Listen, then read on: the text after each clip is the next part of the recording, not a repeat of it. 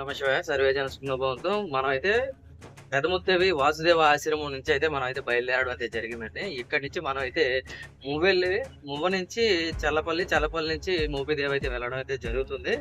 Road వచ్చేటప్పటికి చాలా convenient గా బాగుందని చెప్పడం అయితే జరుగుతుంది కాబట్టి మనం అయితే ఇటు సైడ్ అయితే వెళ్ళడం అయితే జరుగుతుంది. మోపిదేవి వెళ్ళిన తర్వాత ఆ టెంపుల్ కూడా చూద్దాం. ఇప్పుడు మనం చెల్లపల్లిలో అయితే ఉన్నామండి. చెల్లపల్లిలో రోడ్డు పక్కనే మనకి అతి పురాతన శివాలయం అయితే కనిపిస్తుంది.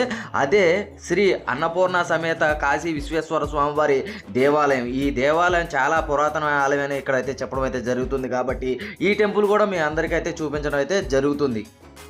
టెంపుల్ బయట మనకు చూడడానికి చాలా అద్భుతంగా అయితే ఉన్నారని ఇక్కడ అన్ని దేవతా విగ్రహాలు అయితే ఉన్నాయి. ఒక్కసారి టెంపుల్ చూసినట్టయితే ఇంత పురాతనమైన ఆలయాన్ని ప్రతి ఒక్కరు కూడా దర్శించుకుంటారని కోరుకోవడం అయితే జరుగుతుంది.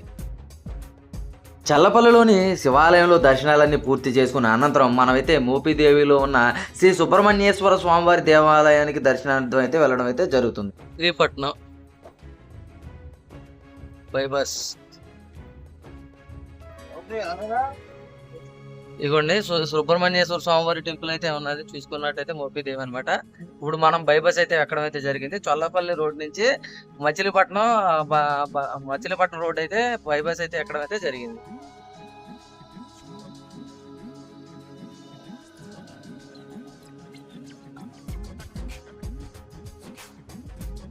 స్ట్రైట్కి వెళ్ళామంటే అవినిగడ్ రోడ్ అండి. మనం అయితే ఇక్కడ నుంచి లెఫ్ట్ అయితే తీసుకోవాలి.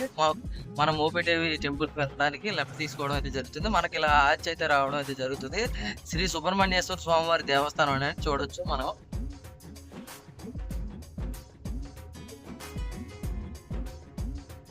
ఈ ఆర్చ్ నుంచి లోపలికి వెళ్ళాలన్నమాట. శ్రీ సుబ్రహ్మణ్యేశ్వర స్వామివారి టెంపుల్ మోపిదేవి అండి. చూస్తున్నదే శ్రీ మోపిదేవి టెంపుల్ అండి. ఇప్పుడైతే మనం మోపిదేవి టెంపుల్ దగ్గరికి అయితే వచ్చేసాం. ఇప్పుడు మనం చూస్తున్న దేవాలయం మోపిదేవిలోని శ్రీ సుబ్రహ్మణ్యేశ్వర స్వామివారి దేవాలయం. ఈ దేవాలయంలోని ఆ సుబ్రహ్మణ్యేశ్వర స్వామివారిని దర్శనం చేసుకోవడానికి మన తెలుగు రాష్ట్రాల నుంచి భక్తులు విచ్చేసి ఆ స్వామివారిని దర్శనం చేసుకోవడం అయితే జరుగుతుంది. ఎందుకంటే నేను ఆల్రెడీ వేరే వాళ్ళని అడగగా హైదరాబాద్ నుంచి వచ్చామని చెప్పడం అయితే జరిగిందనమాట. అంత ప్రాముఖ్యత కలిగిన ఈ దేవాలయంలో మధ్యాహ్నం పూట అన్నదానం కూడా జరుగుతుంది. అది ప్రతి ఒక్కరు కూడా గమనించాల్సిందిగా కోరుచున్నా. మనమైతే మోపిదేవిలో శ్రీ సుబ్రహ్మణ్యేశ్వర స్వామివారి టెంపుల్ దర్శనాలన్నీ పూర్తి చేసుకుని ఇక్కడే భోజనం చేసిన తర్వాత మనం అయితే బందర్ అయితే వెళ్ళడం అయితే జరుగుతుంది. శ్రీ పాండురంగ స్వామివారి టెంపుల్ కి వెళ్ళడం అయితే జరుగుతుంది. అక్కడే 1 గ్రామ్ గోల్డ్ కూడా చాలా అద్భుతంగా అయితే ఉంటాయండి. ఆ టెంపుల్ వద్ద మొత్తం కూడా అన్ని షాపులు బంగారు షాపులే. అవన్నీ కూడా మీకు అయితే చూపించడం అయితే జరుగుతుంది.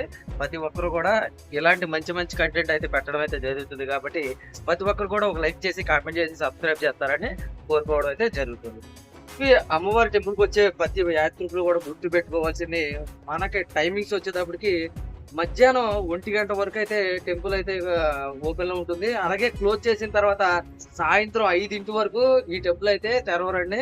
అది ప్రతి ఒక్కరు గుర్తుంచుకుని కంపల్సరీ ఎట్టి పరిస్థితుల్లో వస్తే 1 గంట లోపు రండి, లేకపోతే సాయంత్రం 5 దాటిన తర్వాత వస్తారని కోరుకోవడం అయితే జరుగుతుంది. ఇది ప్రతి ఒక్కరు కూడా గమనించాలి. ఎందుకంటే వచ్చి టైం వేస్ట్ చేసుకోకుండా ఇంకేదైనా టెంపుల్స్ చూడాల్సిందిగా కోరుచున్నాను. బందరు అంటేనే ఒక ప్రత్యేకమైన వైబ్స్ అయితే ఉంటాయండి. ఎందుకంటే ఒక పక్క చూస్తే మనకి బీచ్ ఉంటుంది, ఇంకోటి ఆధ్యాత్మిక దేవాలయాలు ఎన్నో ఉన్నాయి. అలాగే ఇంకొక ప్రత్యేకత కూడా ఉన్నది. ఇక్కడ 1 గ్రామ్ గోల్డ్ కూడా లభిస్తుంది. అది కూడా చాలా చాలా తక్కువ రేట్లకే ఇక్కడ లభిస్తున్నాయి. నమస్తే ఫ్రెండ్స్, మనం అయితే ఇప్పుడు చిలకలపూడిలో అయితే ఉన్నామండి. 1 గ్రామ్ గోల్డ్ మొత్తం మార్కెట్ అనమాట ఇది. ఇప్పుడు ప్రజెంట్ అయితే పాండురంగ టెంపుల్కి అయితే వెళ్ళడం అయితే జరుగుతుంది అనమాట. ఈ టెంపుల్ చుట్టూ మొత్తం కూడా 1 గ్రామ్ గోల్డ్ షాపులతో నిండిపోయి ఉంటుందండి. చాలా చాలా చాలా తక్కువ ప్రైస్లో ఉంటుంది. అవి కూడా మనకి నచ్చిన వెరైటీస్ కూడా ఇక్కడ చాలా తక్కువ ధరలకే దొరుకుతాయి.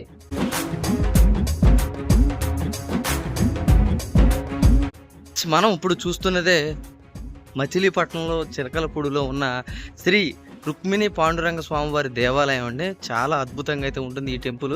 కాకపోతే కొంచెం టైమింగ్ అయితే చూసుకోండి, ఎందుకంటే మనం వచ్చే టైంకి అయితే టెంపుల్ అయితే క్లోజ్ చేయడం అయితే జరిగింది. వచ్చేటప్పటికి మధ్యాహ్నం 1 గంటకి క్లోజ్ చేస్తారంట. సాయంత్రం 4 గంటకి అయితే తెరవడం అయితే జరుగుతుందని చెప్పడం అయితే జరుగుతుంది. గంటలకండి. అది ప్రతి ఒక్కరు కూడా టైమింగ్ అయితే తెలుసుకుని అయితే ఇక్కడికి రావాల్సిందిగా కోరుచున్నాం. అది ప్రతి ఒక్కరు కూడా గమనించండి. శ్రీ రుక్మిణి పాండురంగ విఠల్ రథం అండి మనం చూస్తున్నది. చాలా అద్భుతంగా అయితే ఉన్నది. అలాగే టెంపుల్ కూడా చూడండి.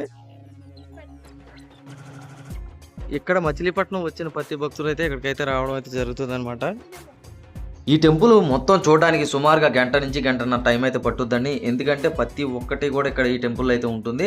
అలాగే 108 దేవాలయాలు ఈ టెంపుల్లో ఉండడం ఒక ప్రత్యేకత అనమాట. విగ్రహాలు ఉండడం అది ప్రతి ఒక్కరు కూడా దర్శించుకోవాల్సిందిగా కోరుచున్నాం. అలాగే ఈ టెంపుల్ లోపల ఆలయం అండి చాలా చాలా అద్భుతంగా అయితే ఉంటుంది.